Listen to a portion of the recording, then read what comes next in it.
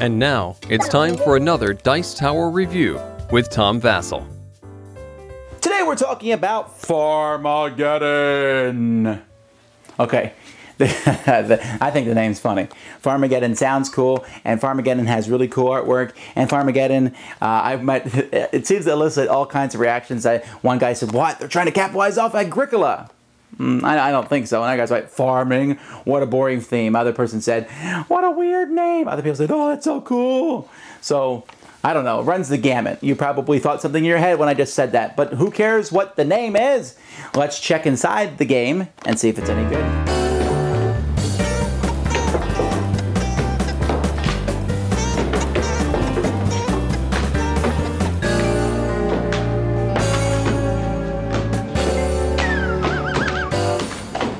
3 planting fields are placed in the middle of the table. And there are 2 decks of cards. We have a deck of action cards and we have a deck of crop cards. So let's take a closer look at the crop cards.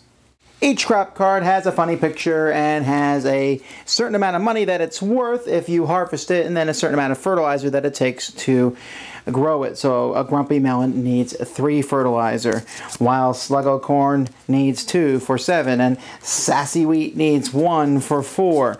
And those are basically there's also, wary squash. Those are the basic versions of the different things that are available, but there's also some mirror beans and communal pumpkins, and these all have special abilities. In fact, it recommends you don't play with these on your first turn. I recommend that you do play with them unless there's some absolute odd reason that you can't handle the special abilities. Maybe kids couldn't handle them, but for the most part you're trying to plant these things. So on your turn, you're going to start the game with 2 of these, and with 3 of these, and with 2 action cards.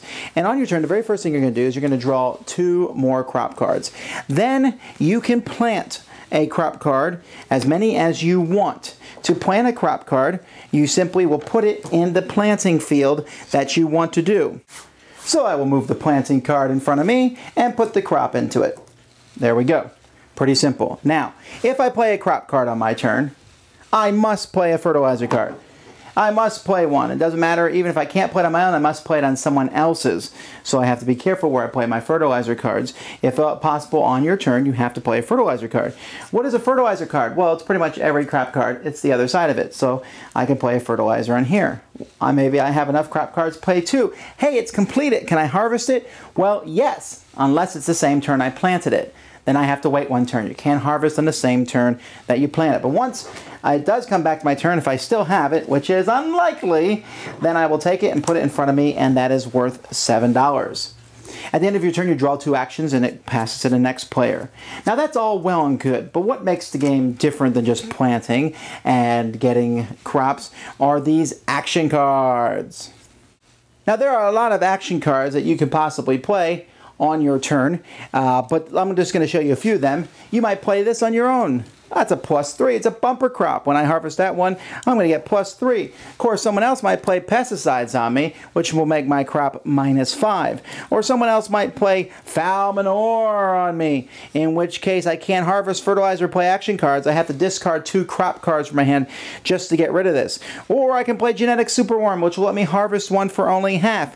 Or I can play thresher, which destroys the crop, but at least I get all my fertilizer back. But someone will do that so that they can then take the planting field. Because there only is 3 of these planting fields.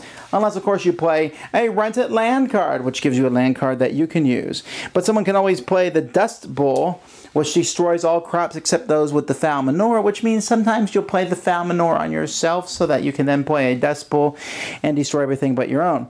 Of course, you can always put crop insurance on your crops. In case they're destroyed, then you get the insurance. Sometimes you'll destroy your own. Shame on you! To get the money.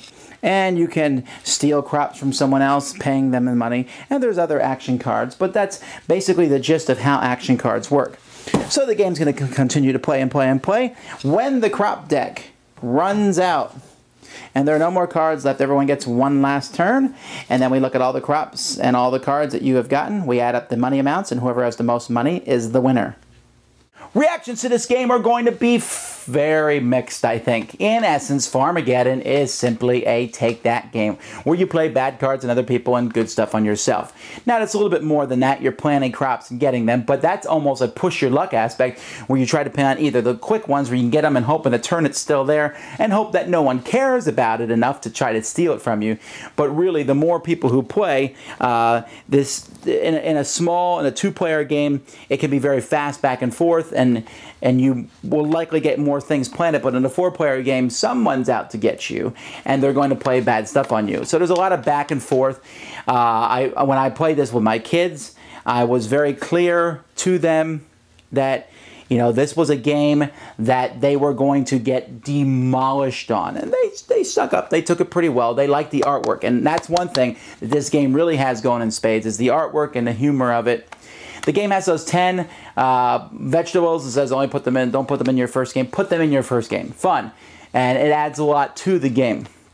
This is very, very, very light. Okay, you have to realize that going in. This is not a heavy game. It's just simple playing. Yeah, you have different strategies, tactics you can take.